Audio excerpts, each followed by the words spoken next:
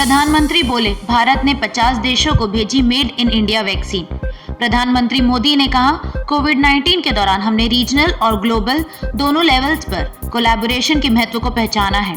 विश्व को कोविड-19 पेंडेमिक के खिलाफ लड़ाई में सहयोग देने के लिए भारत ने 150 से भी ज्यादा देशों को दवाइयां और अन्य जरूरी उपकरण उपलब्ध कराए। साथ ही हमने ऑनलाइन ट्रेनिंग प्रोग्राम्स के द्वारा एशिया, साउथ ईस्ट एशिया और अफ्रीका के फ्रंटलाइन हेल्थ वर्कर्स और पॉलिसी मेकर्स के साथ अपने अनुभव साझा किए। तमिलनाडु में 7 मार्च को बीजेपी का door to door campaign launch करेंगे गृह मंत्री अमित शाह। गृह मंत्री अमित शाह का एक बार फिर तमिलनाडु और केरल का दौरा तय हुआ है।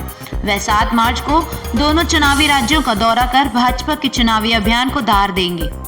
खास बात है कि इस दौरे के दौरान गृह मंत्री अमित शाह तमिलनाडु में विजय संकल्प महासंपर्क यात्रा अभियान लॉन्च करेंगे। जमीन विवाद में पिता, पुत्र सहित 3 लोगों की हत्या।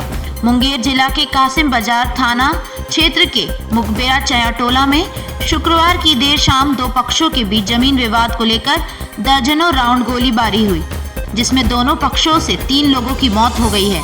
मृतकों में एक पक्ष से जय जय राम साहब, उसका पुत्र कुंदन साहब और जबकि दूसरे पक्ष में 18 वर्षीय सागर बिंद शामिल है। आज 5 घंटे के लिए केएमपी एक्सप्रेसवे जाम करेंगे किसान। केंद्र सरकार के कृषि कानूनों के खिलाफ विरोध प्रदर्शन के रूप में प्रदर्शनकारी किसान शनिवार को सुबह 11 बजे से लेकर शाम के 4 बजे तक केएमपी एक्सप्रेसवे पर नाकाबंदी करेंगे। दिल्ली की सीमाओं पर प्रदर्शन कर रहे किसानों ने अपने 100 दिन पूरे कर लिए हैं। 26 नवंबर को किसान आंदोलन की शुरुआत हुई थी।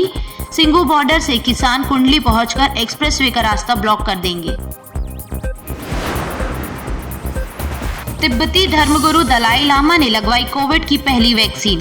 तिब्बत के निर्वासित धर्मगुरु दलाई लामा ने शनिवार को हिमाचल प्रदेश में अपने निवास स्थान के पास एक सरकारी अस्पताल में कोविड-19 की पहली वैक्सीन लगवाई।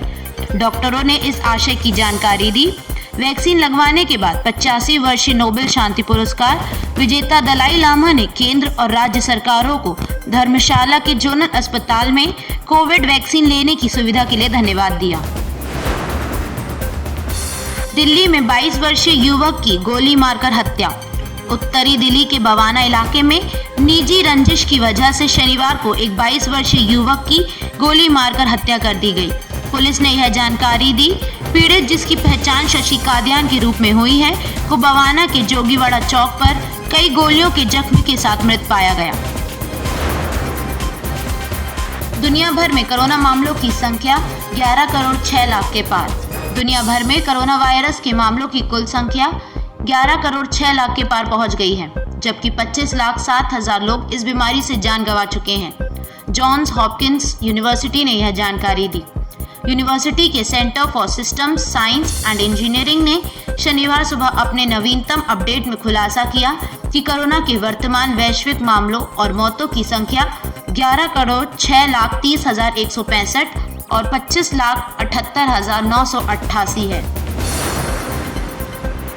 बांग्लादेश पूर्व अमेरिकी राजपूत पर हमले के लिए 9 के खिलाफ चार्जशीट दाखिल। ढाका मेट्रोपॉलिटन पुलिस की डिटेक्टिव ब्रांच ने 70 रूढ़ अवामी लीग के छात्र संघ के एक कार्यकर्ता सहित 9 लोगों के खिलाफ एक चार्जशीट दाखिल की है।